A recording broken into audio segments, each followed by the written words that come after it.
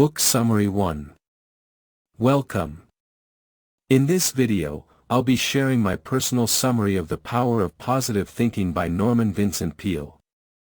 These are the key lessons and takeaways based on my understanding, practical insights you can apply in your daily life. This isn't the full book, so if something here inspires you, I highly recommend reading the entire book for a deeper experience. Have you ever noticed how your thoughts can completely change how your day goes? If you wake up thinking everything will go wrong, somehow, it often does. But when you start the day with a positive outlook, things just feel lighter, and you handle challenges better. That's exactly what Vincent Peale explores in his classic book The Power of Positive Thinking. This book has sold millions of copies since it was first published in 1952, and it's still helping people today. In this video, I'll share the key lessons from the book, along with some practical ways you can apply them in your own life. I'll also add my own reflections, so it's not just a summary, but something you can actually use starting today. And if you like what you hear, I really recommend reading the full book, because these highlights are just a starting point. The first big lesson from the book is that your beliefs shape your reality. Peale argues that one of the most powerful forces in life is belief, specifically, believing in yourself and in the possibility of success. Think about it, many people fail not because they lack talent, but because they convince themselves they can't do it. That inner voice of doubt becomes a self-fulfilling prophecy. Peale shares that when you truly believe you can achieve something, your mind starts to work in new ways, you become more creative, more determined, and more resourceful. Here's a simple example. Imagine you're preparing for an important presentation. If you think, "I'm going to mess this up," you'll be nervous, your body language will shrink, and you'll stumble over your words. But if you say, "I'm prepared, I can do this," you'll project confidence, and people will respond to that energy. So the takeaway is this. Act as if success is possible, and your actions will move you toward that reality. It starts with belief. The second key lesson is about controlling negative thoughts. Peale points out that most people carry around destructive thought patterns like, "I can't do this," or "I'll never get ahead," or "things always go wrong for me." The problem is, the more you repeat these thoughts, the deeper they become. They start shaping your behavior. So how do you break the cycle? The book suggests replacing negative self-talk with positive statements. Here's a simple exercise. The next time you catch yourself thinking, "I can't handle this," replace it with, "I'll do my best, and I'll figure it out." It sounds small, but over time, this reprograms your mind. Peale even suggests writing down your recurring negative thoughts and then rewriting them into positive ones.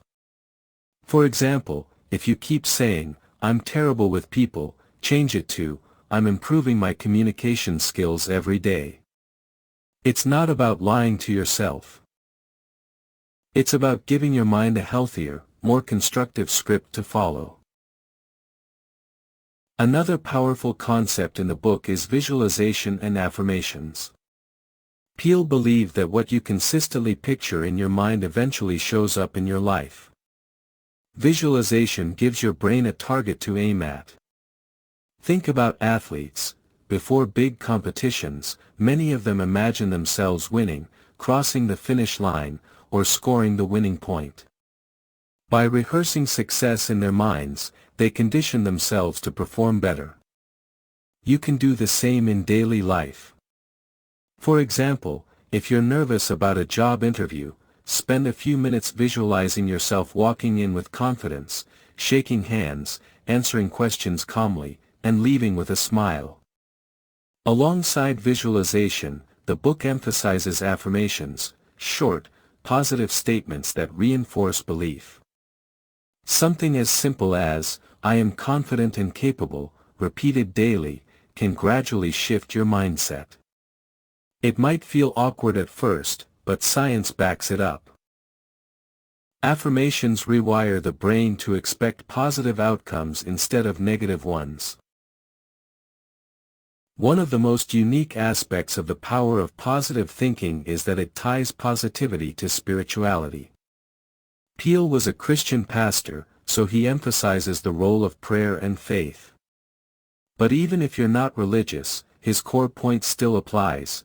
When you cultivate inner peace through reflection, meditation, or prayer, you recharge your mind and spirit. Life is stressful. We all face setbacks, disappointments, and pressures. But Peale reminds us that taking time each day to quiet your mind, whether through prayer, meditation, or even journaling, gives you strength. For some people, prayer builds trust that things will work out. For others, gratitude practices or mindfulness meditation achieve the same calming effect. The key is this: positivity isn't just about outward energy, it also comes from inner stillness. When your mind is calm, you think more clearly, and you handle problems with strength instead of panic. The final big lesson is about confidence. Peale teaches that confidence isn't something you either have or don't have, it's something you build, step by step. Every time you take action, even in a small way, you strengthen your confidence.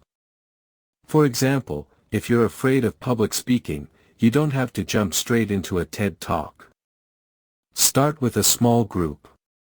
Each success, no matter how tiny, builds momentum. And here's the important part: confidence grows through experience, not just thinking. Positive thinking sets the foundation, but action makes it real. So if you want to grow confidence, set small challenges for yourself. Each time you succeed, you'll feel stronger and more capable. So let's recap the 5 big takeaways from the power of positive thinking. Believe in yourself, your mind shapes your reality. Replace negative thoughts with positive ones. Use visualization and affirmations to train your brain for success. Cultivate inner peace through prayer, meditation, or reflection. Build confidence step by step through small, consistent action. This book is timeless because it reminds us that the way we think shapes the way we live. If even one of these lessons resonated with you, imagine what the entire book can do. I definitely recommend reading Norman Vincent Peale's The Power of Positive Thinking. It's filled with stories, examples, and practical advice that go beyond what I could share here. Thanks for watching. If you found this helpful, let me know which lesson spoke to you most, and don't forget to check out the book for the full experience.